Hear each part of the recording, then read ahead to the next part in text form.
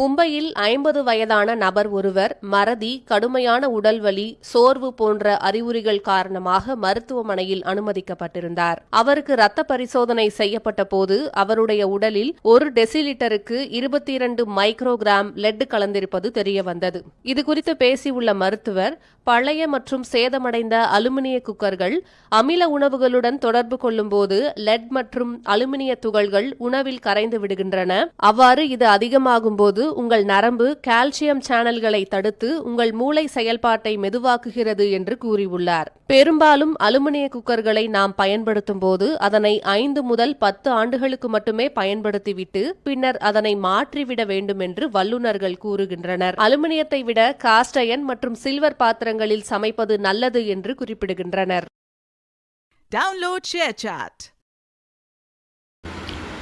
வணக்கம்.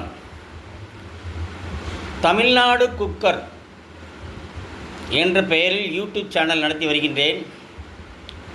இந்த பதிவில் குக்கர் பற்றி எனக்கு தெரிந்த சில தகவல்களை தர விரும்புகிறேன். தற்பொழுது மிகவும்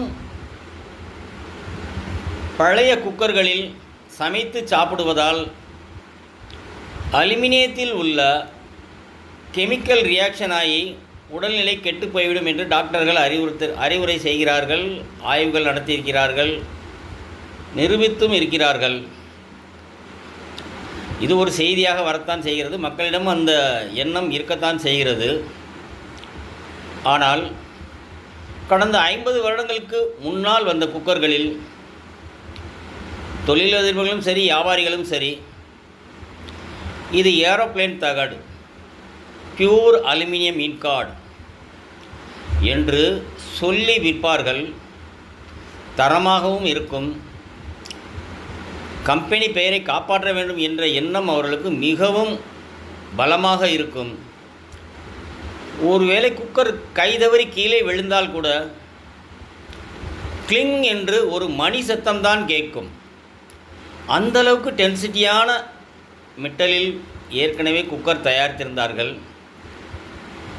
தற்சமயம் வரும் குக்கர்கள் இன்று உள்ள மக்கள் மனதளவில் குறைந்த விலையில் கிடைக்கும், குறைந்த விலையில் வேண்டும் என்கின்ற எண்ணம் அவர்களிடம் மேலோங்கி இருப்பதால் தொழிலதிபர்களும் வியாபாரிகளும் குறைந்த விலையில் உள்ள குக்கர்களையே வாங்கி உற்பத்தி செய்து வாங்கி விற்பனை செய்கின்றார்கள். இதில் முன்பு போட்டு இருந்தது போன்று அலுமினியம் 100% பியூராக இல்லாமல் சிறிது கலந்து தயாரிப்பதால் அது அதனுடைய தன்மையை இழந்து விடுவதால் அதிலிருந்து நச்சுப்பொருள் வெளியாவதற்கு வாய்ப்பு அதிகமாக இருக்கிறது. இப்பொழுது உள்ள குக்கர் நீங்களே கீழே போட்டால் கூட ஒரு ஓலைப்பாயில் விழுந்த போல்தான் சத்தம் கேட்கும். ஆகையால் முழுவதும் குக்கரிலேயே சமைத்து சாப்பிட வேண்டும், குக்கரிலேயே அனைத்து வேலையும் செய்ய வேண்டும் என்று நினைப்பதை விட சில விஷயங்களுக்கு மட்டும் குக்கர்களை பயன்படுத்தி கொண்டு மற்றவைகளுக்கு சில்வர் ஜாமான்களை உபயோகிப்பதே மிகவும் நல்லது. அதுவும் குறிப்பாக அவர்கள் கம்பெனிக்காரர்கள் சொல்வதை போல் ஒரு 5 வருடம் 7 வருடம் கேரண்டி என்றால் அதே போதுமானது தான். நம் வீட்டில் தொலையாமல் இருக்கிறது, எங்கள் பாட்டி கொடுத்தாங்க, எங்கள் அம்மா கொடுத்தாங்க என்று சொல்லி 50 வருடம் 40 வருடம் வைத்திருந்தால் சில பிரச்சனைகள் வரத்தான் செய்யும். ஆகையால் இப்பொழுது வருகின்ற குக்கர்கள் டாக்டர்கள் நிபுணர்கள் சொல்வது போன்று வியாதி வருவதற்கு காரணமாக அமையும். இதில் எந்த மாற்றமும் இல்லை. ஆகையால் குக்கர் உங்களுக்கு விருப்பம் இருந்தால் பயன்படுத்துங்கள், நம்பிக்கை இருந்தால் பயன்படுத்துங்கள், இல்லை என்றால் நல்ல குக்கராக இருந்தால் பயன்படுத்துங்கள், இல்லை என்றால் ஒதுக்கிவிட்டு சில்வர் ஜாமான்களே அதிகமாக பயன்படுத்துங்கள். இன்றைய தேவை உடல்நலம்தான். சிறிது பணம் குறைகிறது என்பதற்காக நாமளாக வியாதியை வரவழைத்து கொள்ள வேண்டாம். டாக்டர்கள் சொல்வதிலும் உண்மை இருக்கிறது. நன்றி.